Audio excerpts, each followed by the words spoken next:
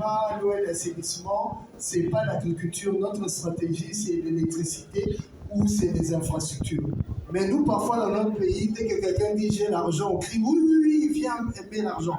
Donc, on a vraiment changé notre mentalité et s'est donné de priorité. Si on arrive à travailler en termes prioritaires et on arrive à se dire que les compétences congolaises sont partout, tant dans la diaspora, tant au niveau local, on pourra clairement avancer avec une structure mentale différente. Merci, très très pertinent. Du coup, Afidou Joseph, est-ce que vous aussi vous souhaitez peut-être nous apporter votre point de vue, parce qu'effectivement vous êtes aujourd'hui le représentant d'Ecobank, vous avez donc une agence. Comment ça se passe? Est-ce que vous sentez de l'enthousiasme? On parle aussi beaucoup de mentalité, mais est-ce qu'on arrive aussi à travailler ensemble? Est-ce qu'on arrive à se faire confiance les uns les autres? Est-ce qu'on vient aussi, parce que confier son argent, je pense qu'à une banque, c'est qu'on a vraiment confiance. Est-ce que vous sentez une confiance de la part de vos clients congolais, ou est-ce qu'il faut plus les convaincre que les autres peut-être? Ok, merci beaucoup pour la question. Alors, je veux aborder cette question tout en vous expliquant à vous que la RDC a une population de plus de 120 millions d'habitants, avec un taux de bancarisation de 7%. Nous avons un taux de pénétration Internet de 27,2%. Nous avons un taux de pénétration du téléphone mobile de 54% et un taux de pénétration de mobile money de 27%. Donc, par les différents points que je viens de citer, on voit qu'il y a beaucoup de travail à faire pour avoir une inclusion financière bien faite. Alors, pour ce faire, moi, je veux encourager au fait la diaspora d'investir dans tout ce qui est digital, parce que le digital, c'est la transparence. Pour que les investisseurs ou bien les bailleurs de fonds et les institutions publiques puissent vous faire confiance, vous avez besoin de venir avec des projets qui sont transparents. Et comme elle a bien souligné ma consoeur, investir dans la fintech, c'est le futur. Alors, il y a des infrastructures en RDC qui nous permettent au fait d'évoluer dans ce sens-là. Donc je pense que pour répondre à votre question, au niveau de Ecobank, nous mettons à disposition de nos clients, par exemple, des applications mobiles, etc., qui leur permettent d'avoir accès à leurs fonds, de faire différents types de transactions. Donc ils ont de la transparence sur tout ce qu'ils font par rapport à leur chaîne de dépenses. C'est ce que je peux rajouter.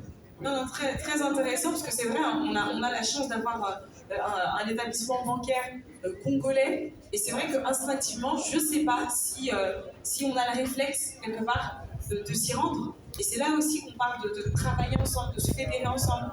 On a des politiques, on a des structures, on a des... Donc, soyons conscients peut-être de tout ce qu'on a pour pouvoir se déployer. Alors, quelles sont les solutions aujourd'hui, finalement?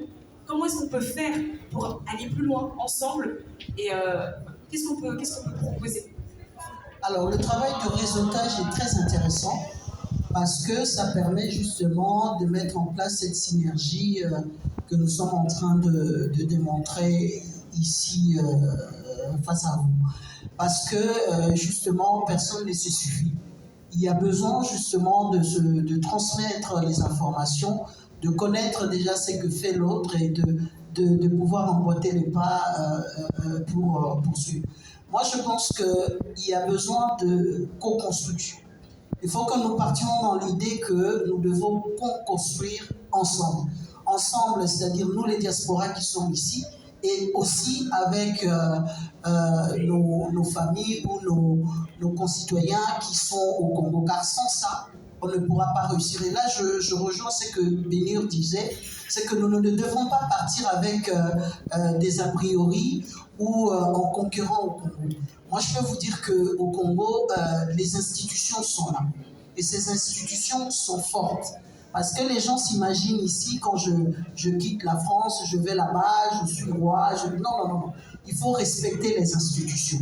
Quand vous respectez les institutions, quand bien même vous ne pourrez peut-être pas avoir le retour tout de suite, parce qu'en fait, quand le Congolais va au Congo, il veut, comment dirais-je, la réussite tout de suite. Sauf que non, c'est-à-dire on ne va pas calquer le modèle français au Congo. Non, c'est pas possible. Il faut co-construire ensemble de manière à ce qu'on trouve les justes milieux pour pouvoir travailler ensemble. Et surtout, éviter d'être en concurrence ou en conquérant par rapport au Congo, parce qu'il y a des institutions qui sont là, il y a effectivement des gens formidables. Moi, je viens de passer, pour la petite histoire, je viens de passer un diplôme au Congo. Effectivement, c'est possible de passer un diplôme au Congo pendant 1 mois. J'ai suivi des cours en ligne. Je vous assure que c'est phénoménal. Et voilà, il ne faut pas minimiser, il faut y aller et effectivement aller dans des secteurs qui sont prioritaires. Il faut se renseigner sur quoi on s'engage, parce que finalement, il y a ces opportunités-là, et oser parce que la place est pour tout le monde. Merci. Bénior, vous souhaitiez nous proposer des pistes? Oui, peut-être dans les pistes de solutions. On a beaucoup parlé, on a tracé des choses très, très intéressantes. Le réseautage, c'est important. Moi, je